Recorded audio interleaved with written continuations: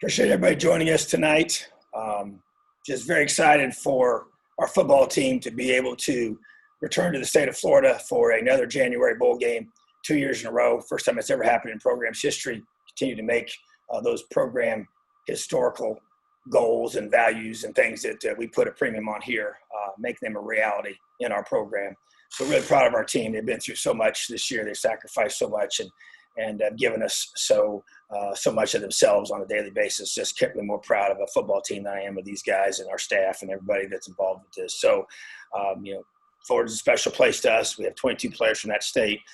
We've got a bunch of coaches that have connections down there. I've lived down there. Tampa's a special town for me, city for me. Lived there twice. A lot of close friends in that area, and there's a lot of great memories. My son graduated from high school there. My daughter attended high school there as well. And so just a special, special place for us. And I'm excited to be able to take a team back to that state this time of year for another bowl game. And obviously we've put out goals for this program, and winning a bowl game is very, very important to me and to what we're trying to build here. So that's the next step. Excited for that opportunity. I look forward to taking on the Ole Miss Rebels. Obviously a lot of natural ties with this staff. I can count up 7 staff members that have coached and worked on staff there at Ole Miss, and myself included. And a lot of respect for Lane Kiffin and the job he's done there in the short time he's been there, and the amount of talent that he's already gotten in Oxford, and very, very explosive offense. Watched him play a few times this year. I haven't had a chance to really dive into the film yet. I'll be doing that tonight. But bottom line is a very, very athletic football team. And anytime you play a team from the SEC, that's what you're going to get. So excited about this opportunity and look forward to questions. All right, Zach, and then John Blau. John, forgive me. I don't know how to ask it any way other than just sort of directly. I mean, do you feel like you guys didn't get maybe the level of respect you think you deserved from, I think primarily I would say the playoffs or the playoff selection committee and their final rankings, which obviously determine the New Year's Six Bowl? I just don't there'll be a time and a place to address that. I don't think this is the time or the place. Bottom line is we're excited to be going to Tampa to play in the Outback Bowl, bowl game that, a year ago we were trying to fight hard to get to that level of as they have the bowl games in the Big Ten hierarchy. And we're thrilled to go to the Gator Bowl for sure. And I've always kind of circled the Outback Bowl for me personally and for so many of our players that are from that area as an awesome bowl opportunity for us to have. And so that's what we're going to focus on right now, and not on the things that we can't control, but there'll be a time and a place to address that. All right, John Blau, and then Peaks. I mean, you talked about this previously, though, that, this team would be stinking ready to play. I mean, the next time they played, given everything that's going on leading up to this with the bucket game being gone and then everything with the CFP and all of that, how much do you anticipate that being the case, and how do you frame this for your guys? Well, I think you know me well enough, and I think this fan base knows me well enough, and I think this program knows me well enough that this football team will be ready when we take the field on January 2nd at 12:30 in Tampa, Florida, period. All right, Peaks, and then Kevin Brockway. I don't know how many guys you have from Tampa, but you got several. Did you feel like this is something that could really help you down the road with recruiting? There's no question. I think just being in the whole state, any bowl site in that state is a big deal. And I've stated that in the past, and that is no question, and the fact that we can actually have fans, our fans have not seen us play. I'm so excited that our fans get to come to this game. I know there's going to be a limit, I'm sure but it's going to be more than just parents. Like all of our games have been. So that's my understanding. I hope I'm not speaking out of turn here, but the way I understand it, every bowl site's a little different, every state's a little different, every community's different on those rules. But I understand that we can have fans here, and many of our loyal fans have not had a chance to see the 2020 Indiana Hoosiers play. And man, I hope that they come in groves and they support this team like they never had before. This team deserves it. All right, Kevin, and then Sammy. Yeah, Coach, hey, you talked about your team being ready to play, and you were hoping, practices to start by Monday. Just where are you guys right now in terms of the COVID situation? Are you guys making progress? Do you feel like you'll be ready to get the number of practices in that you feel like you're going to need to get prepared for this? Yeah, great question. So we've been through a lot these last couple of weeks and done a really good job. Our medical staff is awesome here, and just got our guys, taken care of in regards to identifying, who, had the virus and getting those guys separated and getting it stopped. And feel really good about where we're at in the testing process. We're expected to practice tomorrow morning. A normal practice for us, not just a segregated group. It's going to be the full team together like you want to practice, and we should have 2 weeks of those practices. So, yes, I believe we will have the time to get ready. And obviously, I haven't played for a couple of weeks, but it gave our guys the chance to get some guys that were dinged up, get those guys healthy, and the guys that did test positive should all be back. And so, but obviously, it's a daily challenge. I mean, we're not out of the woods. I mean, we got to continue to work on that, and guys have got to keep testing every single day. Tested again this morning. We'll test again tomorrow. That won't change. And so, but we're scheduled to practice tomorrow. We'll have a full week of practice this week, and then attack the weekend appropriately and have a normal, because it's a Saturday bowl game, so we'll have a normal Saturday flow. Oftentimes when you have a bowl game that's on a different day of the week, you have to kind of adjust, but this is a normal Saturday that we'll be playing down there in the same time zone, so it allows us to be able to do that. So we're getting all our plans figured out, but I feel good about the amount of practice we'll be able to have and the preparation we'll be able to have to get this team ready to play. All right, Sammy, then Rabbi. Good evening, Coach, and congratulations on the bowl bid. The practice part, the travel part, is it going to be a normal bowl prep where you go down about a week early, or is it because are festivities still going on, or is it something that you're going to stay in Bloomington up until maybe the night or two before the game? Yeah, I think it's consistent across the board that every bowl experience will be shortened. You won't have the normal bowl activities of teams interacting, going out and doing things within the community. I don't see those being the case. We'll probably go down a few days early. I think tentatively, without giving things too prematurely, I think we're planning to head down there around the 30th, which would be on a Wednesday. We'll practice here that morning, head down there that Wednesday, and then have a practice down there on Thursday. And usually you have, and every bowl is a little bit different. You're not normally there more than 4 or 5 days at the most. And so usually you have 1 or 2 practices down there. We're going to have at least one down there, and then we'll have our walkthrough on Friday, and then we'll play on Saturday. So it'll be a little modified for sure, and there won't be much interaction with, we'll have no interaction with the other team, I can't imagine. So, but it is, every area has rules per that part of the country on what they're allowed to do. So whatever those rules are down there, we'll follow those and create as much of a bowl experience as possible for our guys. All right, Rabbi and Rick Bozich. Hey, Coach. Congrats on the bowl. If you had a chance to sit down and talk to Gary Barta and the committee, what would you tell them tonight? This would not be a good time. So this would not be a good time. So that's for a later time. Gotcha. All right, Rick and then Tom Brew. Yeah, Tom, I know you said that there'll be a time later to address this, and I'm not talking about the college football playoff, the New Year's Six games, but was it explained to you, to your satisfaction, why Indiana got the Outback Bowl instead of maybe the Citrus Bowl that Northwestern got? It was explained to me, but not necessarily to my satisfaction, but that's really not the point. I mean, this team is a special group, and this team has done everything I've asked them to do. So I'm so proud of them, and the chance for us to go to play in a bowl game with these guys, I am not going to let anything take away from that. This group's too special. They've done too many awesome things, and they've got my absolute respect for what they've been through and how they've performed on game day. It's been awesome to see. And the reality is that we can't control some of these things. And I'm always going to do things the right way. And I'm going to show them how you respond in this kind of a situation. And that is you respond in a way that reflects the love you have for the men in this room that represent our team. That's how you respond. It's never out of, emotion towards somebody else that you can't control. It's about the guys on this football team, who you play for, who you love, and who you truly care about. And so we got a chance to be together here and create some awesome memories as a football team in Tampa, Florida. And that's what I'm going to focus on. And to me, that's really where we're at. And you can kind of take the emotional part out of that if you want to, and you probably need to sometimes in situations like this. But at the same time, it does not diminish what this team has done.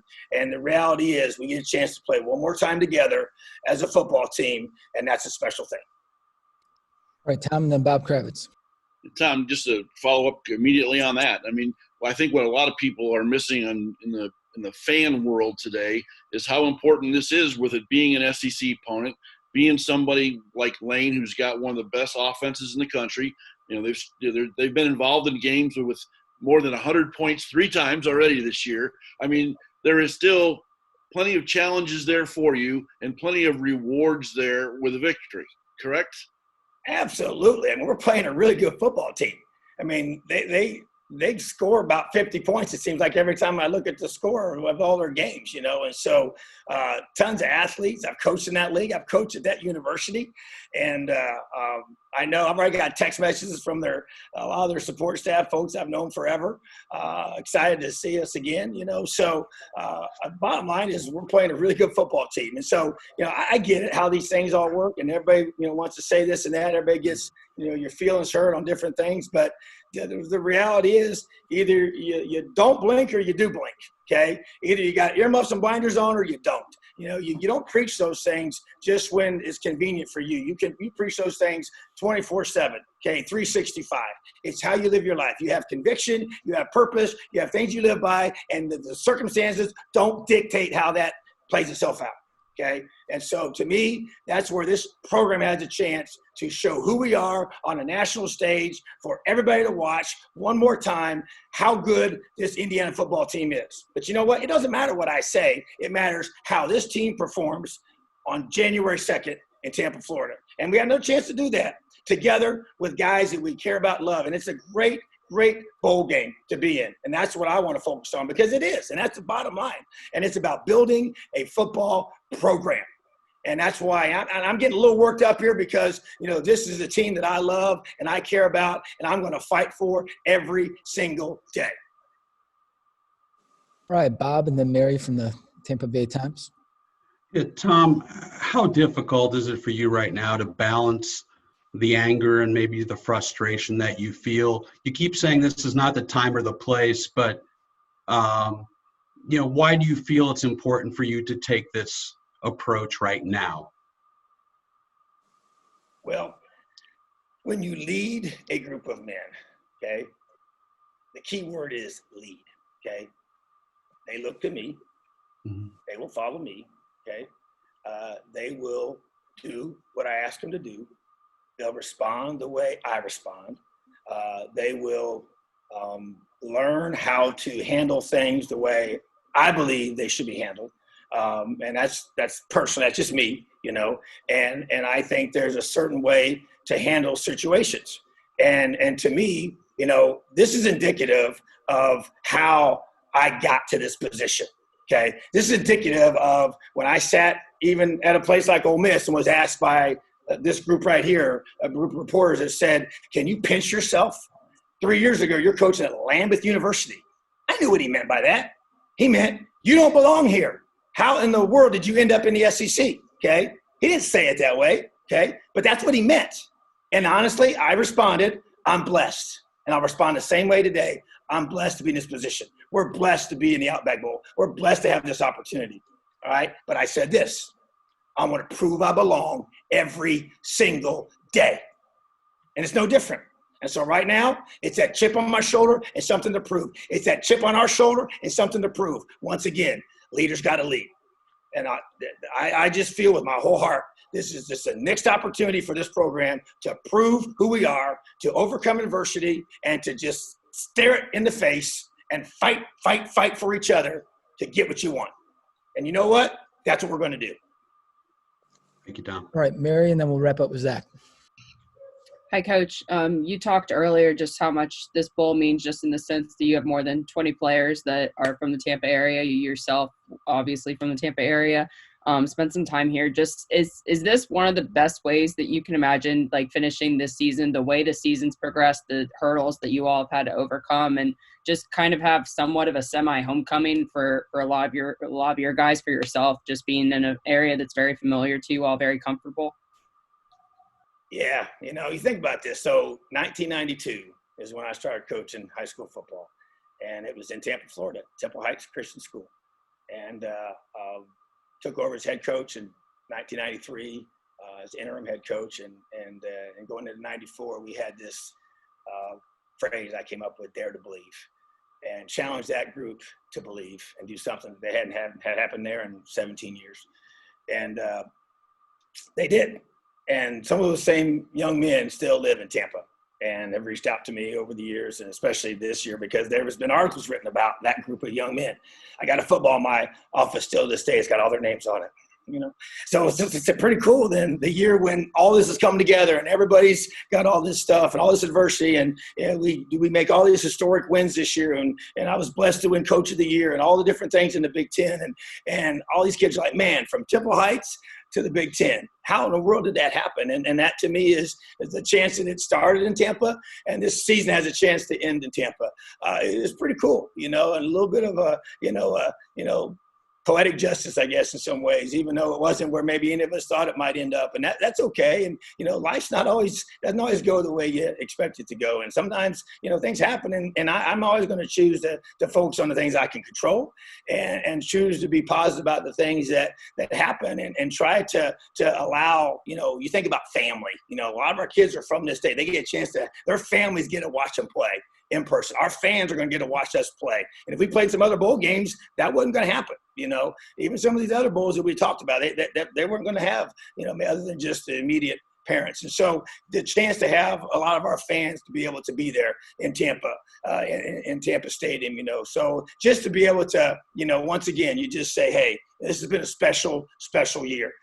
But I believe the best is yet to come for this program. So to me, that to be able to go back down there, which is the home of so many of our guys, and their families will be able to be there, and even some coaches will be able to come there, and friends and families, and of extension of all the people that have helped them become an Indiana Hoosier and have the seasons they've had. Some of our very best players are from Tampa. And so that to me is a pretty awesome thing. So yeah, I'm going to choose to focus on that, and that excites me. And it is a little bit of when I actually went back to South Florida to be the DC there in 2015, there was a lot of things written about me coming home, even though I'm not from there. I was not born and raised there, but it established a lot of close friends there in the early 90s as a high school coach. And so I had the chance to return to that area with all the folks. Matter of fact, one of our 4 coaches that I coached with there at Armwood, is coaching the school now, wants to be our host school and be able to spend some time with them there. So it's pretty cool, kind of come full circle. But I'm the same person I was back then, just as fiery, trying to get those kids to believe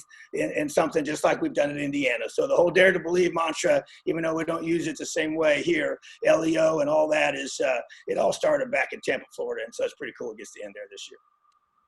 All right, Zach, wrap us up.